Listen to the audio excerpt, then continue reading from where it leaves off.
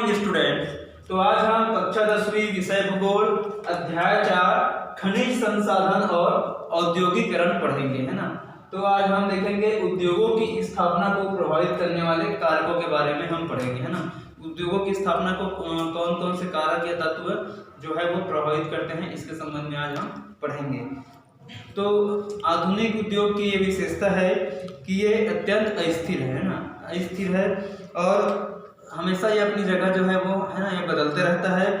उदाहरण के लिए देखते हैं कि जिन क्षेत्रों में औद्योगिकरण हुआ था ना, उद्योग लगे हुए थे, वहाँ पर अनेक सैकड़ों कहा जाए कारखाने लगे हुए थे और कारखाने लगने के कारण वहाँ पर लाखों मजदूर जो है वहाँ पर आकर बसे हुए थे, है ना। लेकिन आज वो जो स्थान है जहाँ पर कारखाने लगे हुए थे वो आज वीरान हो गया है ना। तो इसका कारण यह है कि वहाँ से जो उद्योग लगा हुआ था, कारखाने लगे हुए थे, वो अब समाप्त हो गए हैं, है ना। तो 1970 के दशक में प्रमुख शहर जैसे मुंबई, दिल्ली, चेन्नई, इंदौर आदि में यहाँ पर विशाल कपड़ों के है ना मिलें हुआ करते थे और 1980 के दशक में ये सब मिलें जो है, ये जो मिल है वो बंद हो गई और बिल्कुल ये नए इलाकों में है ना, जैसे छोटे छोटे पावर लूम संयंत्र स्थापित किए गए हैं ना, वहाँ पर ये स्थानांतरित हो गए और ये पहले से भी अधिक मात्रा में उत्पादन करने लगे हैं। तो इसी तरह अमेरिका के जिन क्षेत्रों में मोटर गाड़ी के उद्योग लगे थे, है ना, तो वहाँ भी जो ये सारे उद्योग जो है बंद हो गए और ये उद्योग कई छोटी इकाइयों में बढ़कर, छोटे छोटे इकाइयों में बढ़ करके दुनिया के विभिन्न देशों में ये फैल गए हैं। तो यह निर्णय कैसे होता है कि कोई उद्योग कहाँ पर लगाया जाए ना, कौन सा उद्योग कहाँ पर लगाना है, इसका निर्णय कैसे होता है। तो इसके बहुत से कारक हैं, है ना, लेकिन सबसे इसका निर्णायक कारक होता है मुनाफा, है ना, लाभ।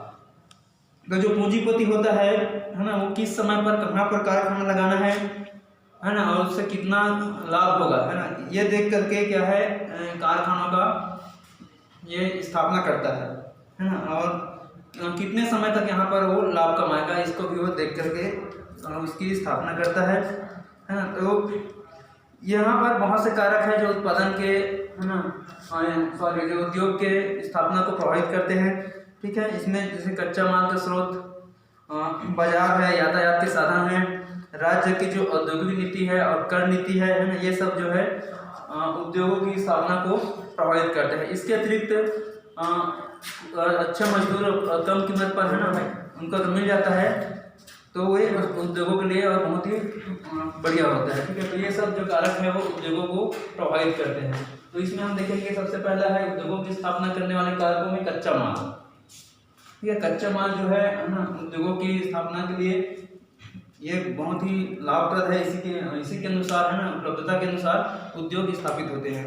तो सामान्य तौर पर उद्योगों की स्थापना कच्चे माल के स्थानों पर ही की जाती है, जहाँ पर मतलब कच्चे माल नज़दीक में, उद्योग के नज़दीक में रहता है ना, वहीं पर उद्योग ज़्यादा बसते हैं, जिससे परिवहन लागत जो है वो कम होती है। अगर हम 100 रुपये का लोहा और उतने ही कीमत का 100 रुपये का ही कपास खरीदेंगे, है ना, तो कौन सा अधिक वजनदार होगा, है ना, आप स्वयं सोच सकते हैं लोहे और कपास में कौन सा ज़्यादा वजनदार होगा, है ना। तो लोहा, एल्यूमिनियम, बॉक्साइट, चूने का पत्थर आदि ये जो है ये भारी अयस्क होते हैं।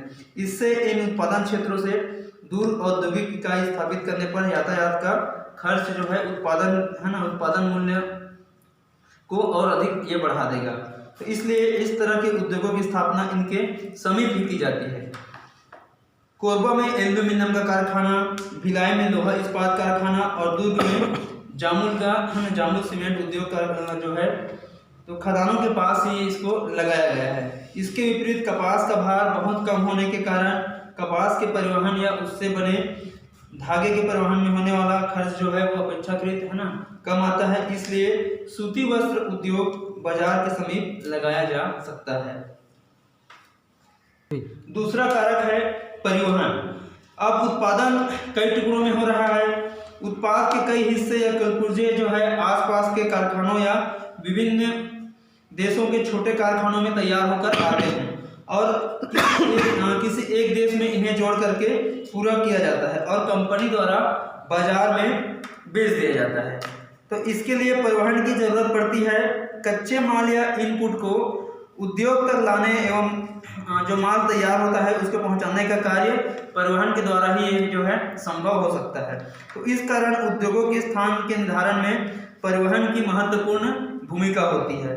तो परिवहन के रूप में जल, सड़क, रेल और हवाई यातायात के साधनों का उपयोग किया जाता है और इनके माध्यम से कच्चे माल को उद्योग तक लाने और उनसे जो उत्पादित वस्तुएं हैं ना, माल तैयार की जाती है, उसको लाने ले जाने का काम किया जाता है। तीसरा कारक है शक्ति या ऊर्जा। तो किसी भी उद्योग में मशीनों को चलाने के लिए विद्युत शक्ति की आवश्यकता होती है। तो ये शक्ति ताप बिजली है ना, कोयले से, जल विद्युत है ना, बांध से, पवन बिजली और सौर ऊर्जा, परमाणु ऊर्जा आदि से ये प्राप्त होती है। तो कोयला वजन में काफ़ी भारी होती है। साथ ही कोयले से बनने वाले बिजली गृह के आसपास के क्षेत्रों में कोयले से निकलने वाली जो राख होती है ना, ऐश होती है, उससे बहुत ज़्यादा प्रदूषण भी होता है।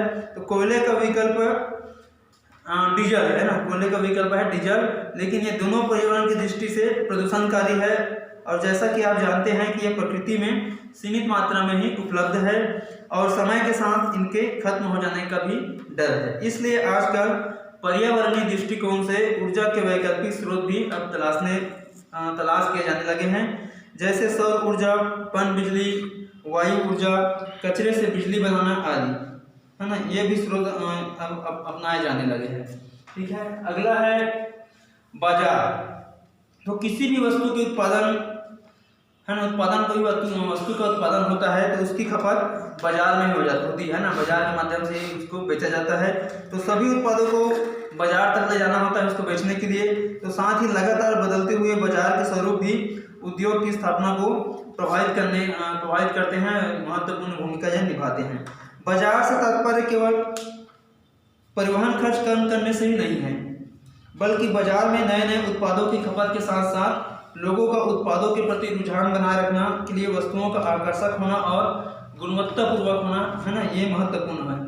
तथा मानक बाजार की भी जरूरत होती है, जिससे दुनिया भर में ज़्यादा से ज़्यादा लोग एक तरह के उत्पाद की मांग करें, अर्थात लोगों की सोच, रुचि व खपत में समरूपता हो। अगर पिछला देखा जाए तो 25 सालों में मोबाइल के है ना 25 सालों के दौरान मोबाइल के उदाहरण से उसे समझा जा सकता है कि शुरुआत के दौर में 1990 में बहुत ही कम कंपनियां मोबाइल बनाती थी तथा मोबाइल भी कम लोगों के पास होता था, है ना, क्योंकि ये लोगों के पहुंच में कम थी, है ना, मतलब मोबाइल बनती भी कम थी और इसका उपयोग भी लोग कम करते थे। तो आज बहुत सारी कंपनियां जो है मोबाइल बनाती हैं और इसकी बाजार में हम प्रतिस्पर्धा देखने को मिलता है ना, बहुत सारी कंपनियां मोबाइल की आ चुकी है ना, लोगों के पास अब एक कंपनी का मोबाइल आपने चलाते हुए देखा होगा। तो अब नए नए फीचर के अलग अलग आकार के मोबाइल बाजार में आ चुके हैं और ग्राहकों को अपने ओर आकर्षित कर रहे हैं ना, और आकर्षित कर रहे हैं ताकि ये बाजार में अपने आप को है ना अच्छे से स्थापित कर सके। तो ठीक है डियर स्टूडेंट्स, है ना, आगे का हम अध्याय जो है नेक्स्ट वीडियो में पढ़ेंगे। Thank you.